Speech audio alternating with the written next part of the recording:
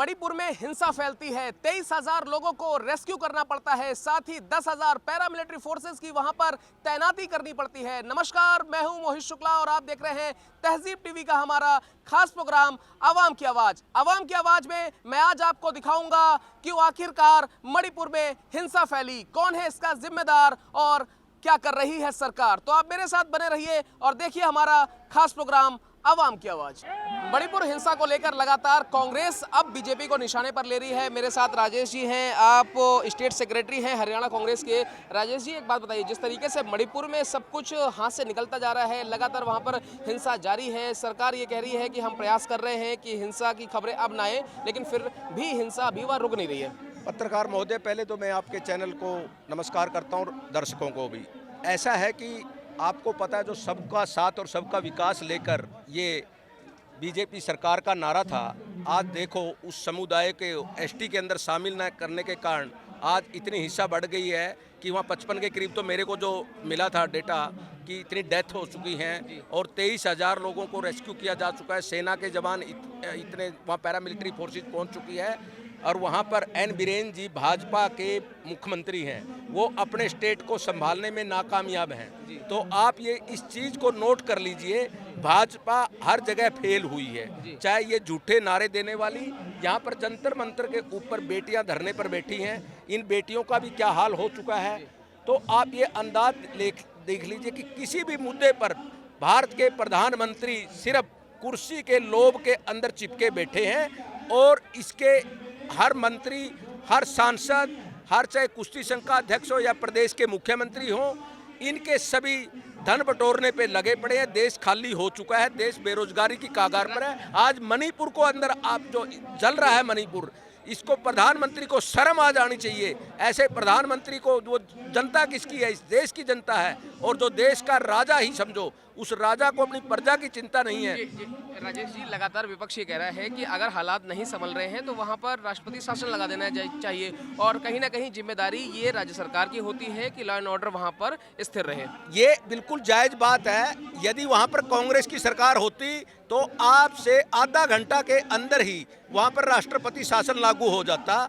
इनका काम सरकार, कांग्रेस सरकारों को तोड़ना, चाहे कर्नाटका के अंदर तोड़ी थी इन्होंने, ये अपनी सत्ता के भूख के लालसा के अंदर ये सरकार कुछ नहीं। इन्होंने मुख्यमंत्री को, भाई हमारी सरकार ना चली जाए, किसी की जान चली जाए पर इनकी सरकार नहीं जानी चाहिए भाई साहब। अच्छा, मैं आपसे जानना चाहूंगा कि मणिपुर के अंदर हालात सामान्य नहीं है, सेना के 10,000 वहां पर जवान हैं, उनकी तैनाती कर दी गई है। भारत में ही सामान्य नहीं है हालात। तो जितने आंदोलन बीजेपी सरकार में हुए हैं, चाहे किसान आंदोलन, जाट आंदोलन, अभी खिलाड़ियों का आंदोलन, कभी सेना के आंदोलन, ये कहीं भी सामान्य नहीं हालात। और मैं आपको बताना चाहूँगा, आपके समस्त दर्शकों को आपके माध्यम से, कि मोदी सरकार एक बहुत बड़े वहम में जी रही है।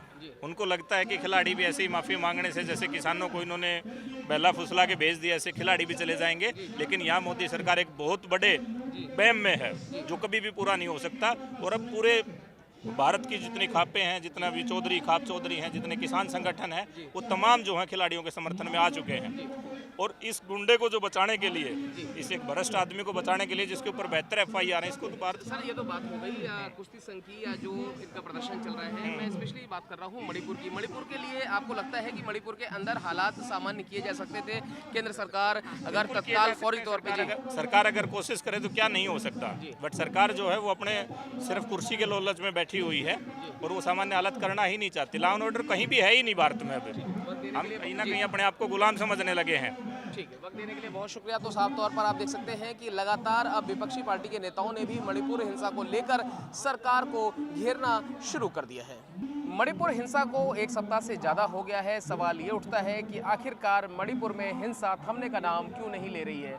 अब लोगों से बात करते हैं, उनकी राय जानते हैं। सर, बहुत स्वागत है आपका। मुझे एक बात बताइए, मणिपुर में जिस तरीके से एक सप्ताह से ज़्यादा हो गया है, हिंसा हो रही है, सरकार उसको कंट्रोल करने में सक्षम नहीं है, जिम्मेदार किसे मान रहे हैं?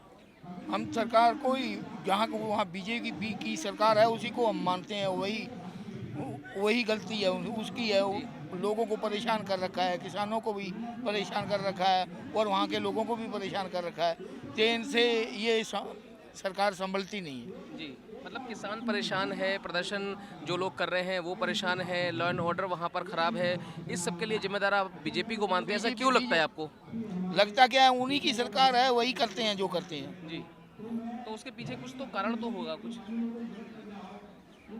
मतलब क्यों? देखिए जायज़ सी बात है कि आप किसान संगठन से जुड़े हुए हैं, किसानों को लेकर प्रदर्शन भी आप करते रहे, तो ऐसा आपको क्यों लग रहा है कि बीजेपी अगर चाहे तो उसको कंट्रोल कर सकती थी, या आप बीजेपी को निशाने पर ले रहे हैं, ऐसा लग क्यों रहा है आपको?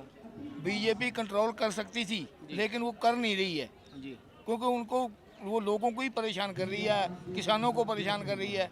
तो हमको ये बार बार ये धरने लगाने पड़ते हैं, जी। तो इसमें हमको भी दिक्कत आती है, जी। लोगों को भी दिक्कत आती है। यहाँ पे अभी किस वजह से आप यहाँ पर आए हुए हैं, किस वजह से आप प्रदर्शन कर रहे हैं? हम तो ये जो पहलवान है ना, इनकी बेइज्जती की गई है इन्होंने, जी। तो उसके लिए हम आए हैं। जी। तो जितनी देर तक वो जिसने बेइज्जती की है उसको गिरफ्तारी नहीं होगी ओके। तो हम यहाँ प्रदर्शन करते रहेंगे। सर मैं आपसे जानना चाहूँगा, क्या नाम है आपका, कहाँ से आए हैं सर? क्या नाम है आपका, कहाँ से आए हैं? मेरा नाम बयान था जी। जी सर, एक चीज़ जानना चाहूँगा कि मणिपुर में जिस तरीके से हिंसा फैली हुई है, 10,000 से ज़्यादा वहाँ पर पहला मिलिट्री फोर्सेस के जवान तैनात किए गए हैं, हिंसा रुक नहीं रही है, हिंसा की प्रमुख वजह आप क्या मान रहे हैं? ਇਹਦਾ ਕੀ ਕਹਿ ਸਕਦੇ ਆ ਜੀ। ਹੁਣ ਮੋਦੀ ਸਰਕਾਰ ਦੇ ਜਿਹੜਾ ਇਹ ਲੱਛਣ ਹੈ ਇਹਦੇ ਬਹੁਤ ਮਾੜੇ ਹੈ ਵੀ ਜੇ ਇਹ ਮੋਦੀ ਸਮਝ ਕੇ ਇਹਨੂੰ ਅੰਦਰ ਕਰ ਦਿੰਦਾ, ਪਰਚਾ ਦਰਜ ਕਰਕੇ ਇਹਨੂੰ ਅੰਦਰ ਕਰ ਦਿੰਦਾ, ਸਾਨੂੰ ਇੰਨੇ ਧਰਨੇ ਵੀ ਨਹੀਂ ਲਾਉਣੇ ਪੈਂਦੇ ਸੀ। उन्होंने कंट्रोल भी नहीं कराया ना जी, नहीं करा। उन्होंने कंट्रोल भी नहीं किया है। उन्होंने कंट्रोल करा होता तो हमको इतनी परेशानी नहीं आती थी। हाँ, लोगों को भी परेशानी है, हमारे को भी परेशानी है। ਜੀ ਕਰਦਾ ਗਲੀਆਂ ਦੇ ਧਰਨੇ ਲਾਉਣ ਨੂੰ ਵੀ ਟ੍ਰੈਫਿਕ ਜਾਮ ਹੋਵੇ, ਇਹ ਮਜਬੂਰੀ 'ਚ ਸਾਨੂੰ ਲਾਉਣੇ ਪੈਂਦੇ। साफ तौर पर आप लोगों को सुन सकते हैं, लोगों का ये कहना है कि मणिपुर में हिंसा जो अभी फैल रही है उसको समय रहते कंट्रोल किया जा सकता था, क्योंकि मणिपुर में बीजेपी की सरकार है और केंद्र सरकार को फौरी तौर पर एक्शन जरूर लेना चाहिए। मणिपुर हिंसा पर बात करने के लिए मेरे साथ डॉक्टर दर्शन पाल हैं। दर्शन पाल जी, बहुत स्वागत है आपका। जिस तरीके से मणिपुर में अब सब कुछ हो रहा है, हालात बिल्कुल भी सामान्य नहीं है। आलम यह है कि ट्रेनें बंद कर दी गई हैं, फ्लाइट से रेस्क्यू किया जा रहा है, लगातार राज्य मणिपुर से अपने लोगों को वहां से वापस सुरक्षित निकाल रहे हैं। जिम्मेदार किसे मान रहे हैं? देखिए, वैसे तो मणिपुर में मेन 2 ट्राइब्स हैं, माइटी और कुकीज़। तो एक बार डिस्कशन हो रहा था या एक चर्चा के माइटीज़ को एसटी का दर्जा दिया जाए, शेड्यूल ट्राइब्स का।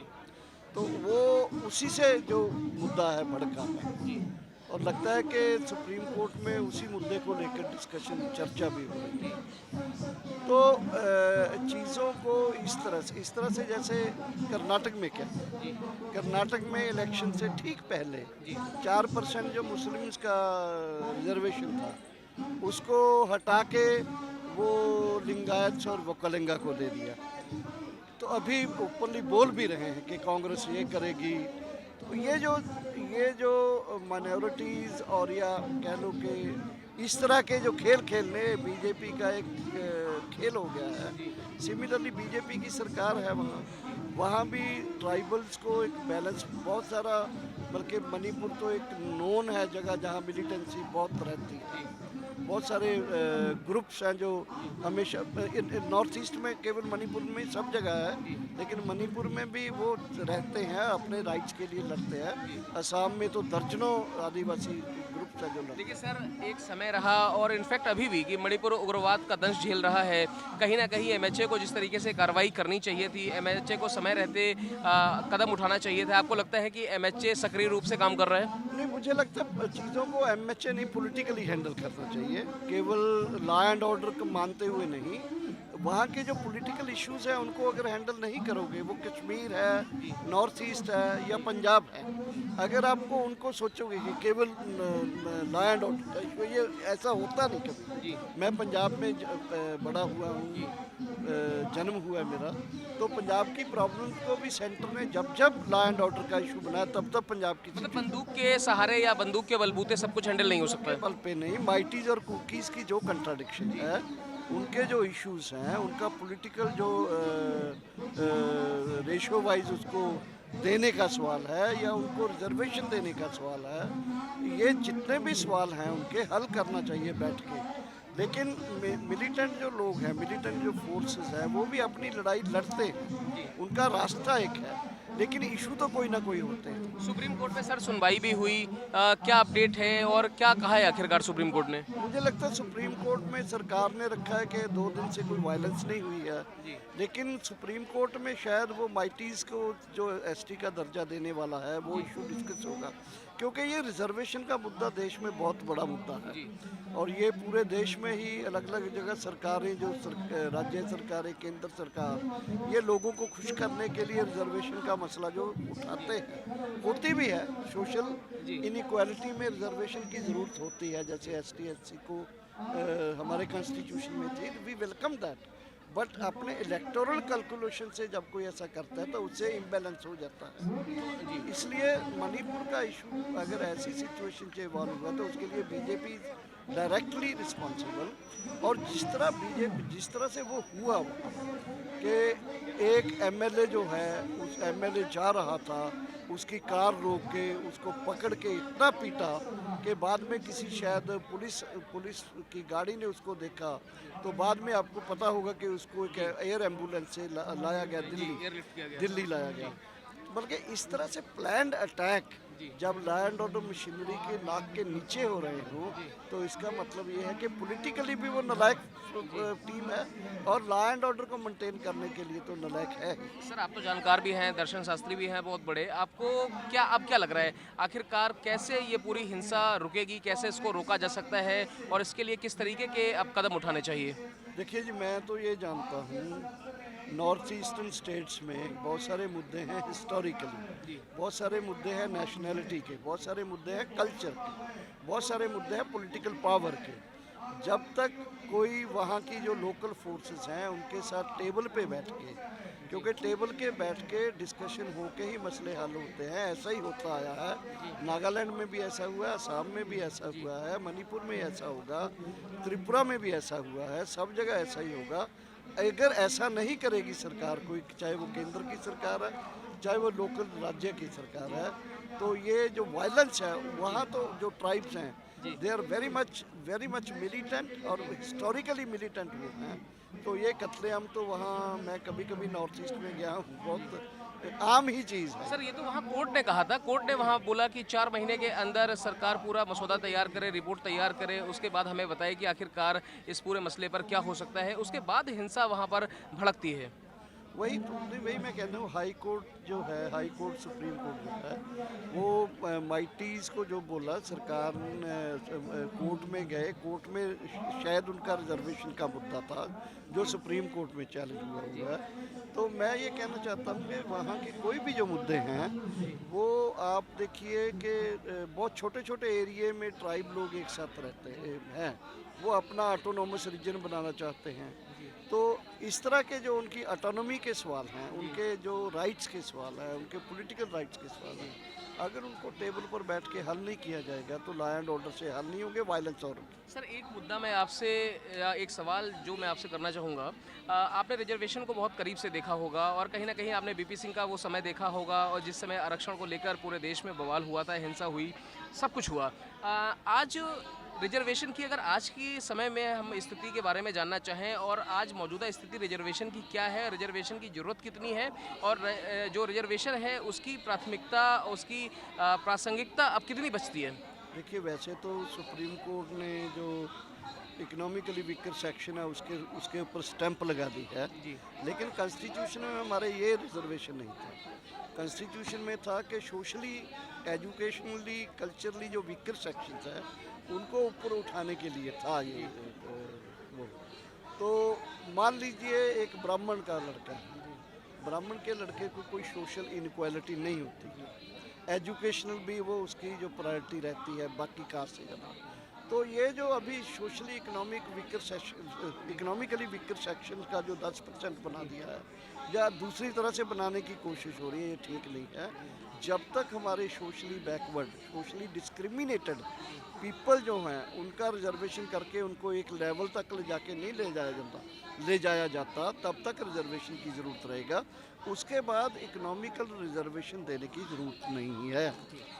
ठीक है, वक्त देने के लिए बहुत शुक्रिया। तो साफ तौर पर आप दर्शन पाल जी को सुन रहे हैं, इनका कहीं ना कहीं यही कहना है कि आज देश में जिस तरीके के मौजूदा हालात हैं और जिस तरीके से रिजर्वेशन को लेकर इतनी बड़ी हिंसा हुई, उसके लिए कहीं ना कहीं सरकार जिम्मेदार है, क्योंकि सरकार राज्य में भी है, सरकार केंद्र में भी है। सरकार चाहे तो इन सभी पहलुओं को देखते हुए फौरन कार्रवाई कर सकती है।